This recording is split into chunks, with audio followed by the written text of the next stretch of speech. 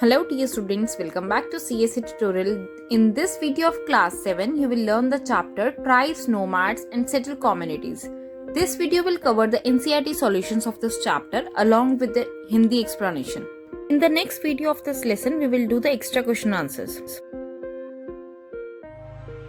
First question is match the following. In this question, there are two columns are given to you. You have to match these. अगर आपको आते हैं तो इनके फटाफट से आंसर आप कमेंट सेक्शन में लिखिए, नहीं आते हैं तो अब हम इन्हें सॉल्व करते हैं. तो it's answer is Garh that is 84, Tanda which is a caravan, labourer Paik, clan Khel, Sib Singh a home state, Durgavati गढ़कंडंगा.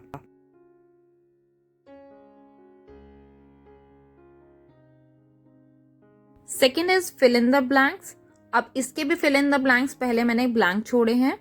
अगर आपको आते हैं तो इनके क्विकली आप आंसर लिखो, नहीं आते हैं तो इनके आंसर्स फिर मैं आपको बताऊंगी. So now let us learn each blank along with their answers. The first is the new caste emerges within the Varnas were called Jatis. Second is Buranjis were the historical works written by the Ahoms. Third is the Akbarnama mentions the Garkantanga had 70,000 villages. D.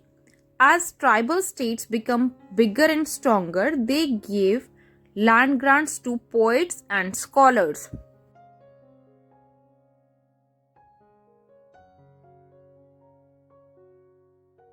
Third question is state whether true or false.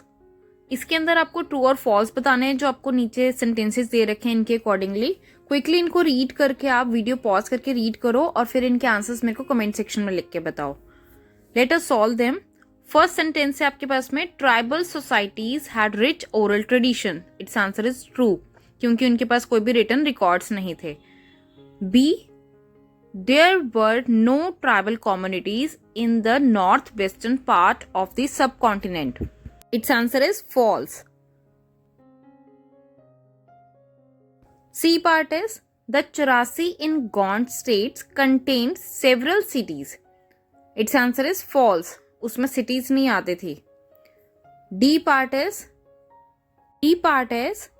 the Bhils lived in the northeastern part of the subcontinent. Its answer is false. Question number 4. What kinds of exchanges took place between nomadic pastoralists and settled agriculturists? Its answer is nomadic pastoralists moved over long distances with their animals and lived on milk and other pastoral products. They exchanged wool, ghee with settled farmers for grain, clothes, utensils and other products. Nomads जो हैं वो एक जगह से दूसरी जगह अपने जानवरों के साथ मूव करते थे और वो जो सेटल फार्मर्स थे उनके साथ में घी, वूल और बाकी एनिमल प्रोडक्ट्स के बदले उनसे ग्रेन्स, कपड़ा, बर्तन ऐसी चीज़ों के साथ एक्सचेंज करते थे. Fifth question is how was the administration of the Ahom state organised. Ahom state की एडमिनिस्ट्रेशन जो थी वो किस प्रकार से ऑर्गेनाइज थी. Its answer is administration of Ahoms. First is the Ahom state depended upon forced laborers. The forced workers were called Paiks. Ahom state के जो forced labor थे उनको Paiks कहा जाता था. Second point है a census of the population was taken. जनसंख्या का आंकलन किया जाता था, population का census. Each village had sent a number of Paiks by rotation. Her village के अंदर जो पाइक्स थे उनको भेजा जाता था बारी बारी से. People from heavily populated areas were shifted to less populated places. कई जो घने आबादी वाले इलाके थे वहां से लोग जो थे वो कम पॉपुलेटेड एरियाज में शिफ्ट हो गए. Third is by the first half of the 17th century the administration became quite centralised. 17वीं शताब्दी के शुरुआती दौर में वहां का जो शासन था वो काफी सेंट्रलाइज हो गया था. Sixth question is what changes took place in varna based society. इस क्वेश्चन में आपसे पूछा जा रहा है कि जो वर्ना बेस्ड सोसाइटी थी उसमें क्या क्या चेंजेस हुए. Its answer is the following changes took place in varna based society. First is smaller caste और जातीज इमर्ज्ड विद इन वर्नास. छोटी छोटी कास्ट और जातीज जो थी वो वर्ना में बननी स्टार्ट हुई.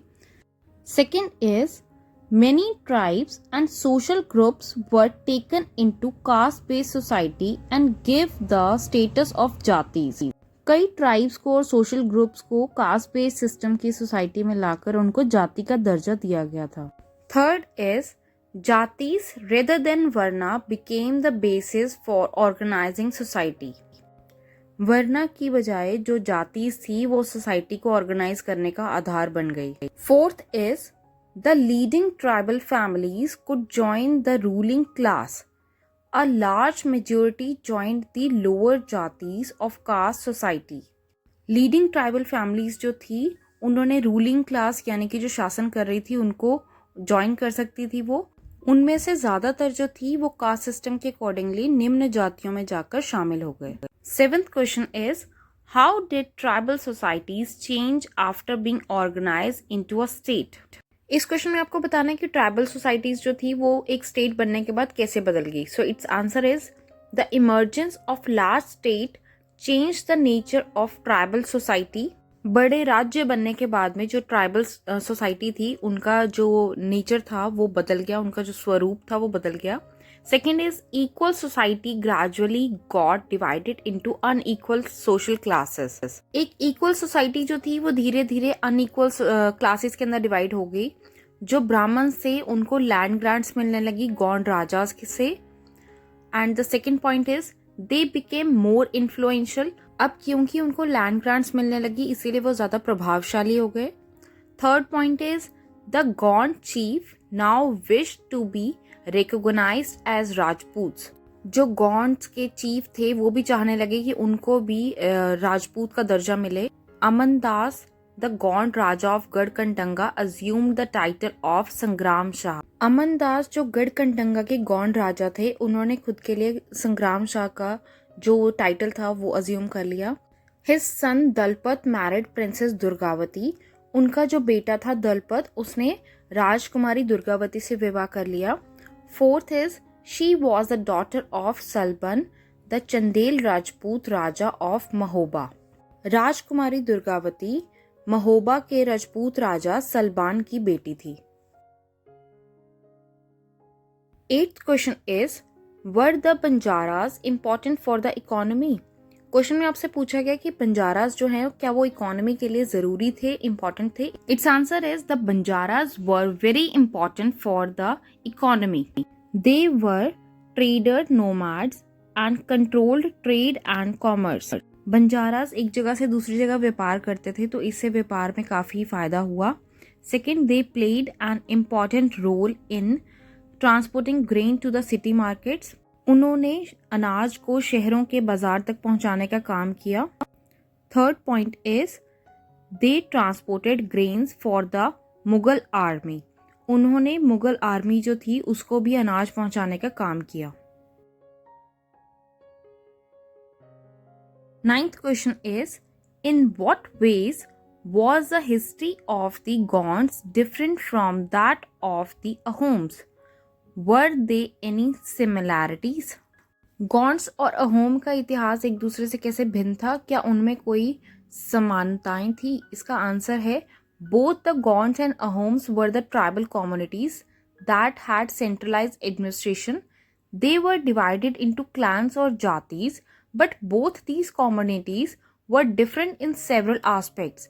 The Gonds lived in a vast forested areas called the Gondwana and they practiced shift cultivation.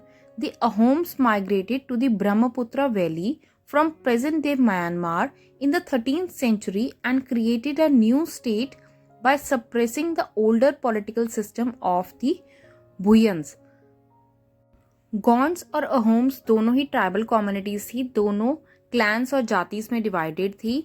ये दोनों कम्युनिटीज कुछ एस्पेक्ट्स में एक दूसरे से भिन्न भी थी. गॉन्ड्स जो थे वो जंगलों में रहते थे जिनको गोंडवाना कहा जाता था और ये शिफ्ट कल्टीवेशन के द्वारा खेती बाड़ी करते थे, जबकि जो अहोम्स थे वो ब्रह्मपुत्रा वैली की तरफ शिफ्ट हो गए और उन्होंने वहाँ के जो भुयंस यानी कि जो लैंडलॉर्ड्स थे उनको सप्रेस करते हुए, उनको दबाते हुए वहाँ पर एक न्यू पॉलिटिकल स्टेट फॉर्म की। अहोम्स जो थे उन्होंने असम, जो कि भारत का ब्रह्मपुत्रा वैली के पास का रीजन है, स्टेट है, वहाँ पर उन्होंने लगभग 600 साल शासन किया। Thanks for watching, dear students. I hope you find this video useful. Write me in the comment section below that आपको ये वीडियो कैसी लगी. In the next video, we are going to do some extra important question answers of this lesson. So if you have not yet subscribed to CSA Tutorial, do subscribe to CSA Tutorial and don't forget to hit the like button and share this video with your friends.